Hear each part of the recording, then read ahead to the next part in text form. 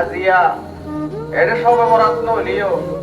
ঈদগাঁও জালালাবাদ ইউনিয়নের বাহারছড়া গ্রামের মরহুম ওসিউর রহমানের পুত্র নুরুল আমিন হত্যাকাণ্ডের 1 মাস অতিবাহিত হলেও এখনো কোনো আসামি গ্রেফতার হয়নি। আমার আব্বুকে হত্যা করা হয়েছে আজকে প্রায় 1.5 মাস হয়ে গেছে।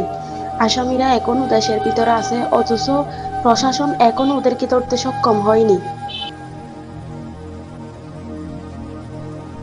ঘটনার বিবরণ ও এজাহার সূত্রে জানা যায়, গত 22 জানুয়ারি 2026 ভোরে নিহত নুরুল আমিনের বাড়ির সামনে মসজিদের পাশে ফজরের নামাজ পড়তে যাওয়ার সময় পথে গতিরোধ করে এজাহার নামীয় আসামিরা তাদের বিরুদ্ধে নিহত নুরুল আমিন কর্তৃক দায়ের করা GR 622/17 মামলা তুলে না নেওয়ায় হত্যার উদ্দেশ্যে পরিকল্পিত হামলা চালায়। এতে নুরুল আমিনকে পিটিয়ে গুরুতর আহত করা হয়। আহত নুরুল আমিন চিকিৎসাধীন অবস্থায় 2রা ফেব্রুয়ারি চট্টগ্রাম মেডিকেল কলেজ হাসপাতালে মৃত্যুবরণ করেন। এ ঘটনায় নিহত নুরুল আমিনের মেয়ে বাদী হয়ে 2/11 তারিখ 5 ফেব্রুয়ারি 2026 ঈদগাঁও থানার হত্যার সাথে জড়িত 1 শাহজাহান পিতা নুরুল আজিম, 2 জয়নাল আবেদিন পিতা নুরুল আজিম, 3 নুরুল আজিম পিতা মৃত ওসিউর রহমান, 4 মোহাম্মদ রায়হান পিতা জয়নুল আবেদিন, 5 মসুদা স্বামী নুরুল আজিম, 6 রেহানা বেগম স্বামী জয়নাল আবেদিন, 7 সমীরা স্বামী শাহজাহান সহ 3 থেকে 4 জন অজ্ঞাতনামা ব্যক্তিদের আসামি করে মামলা দায়ের করলেও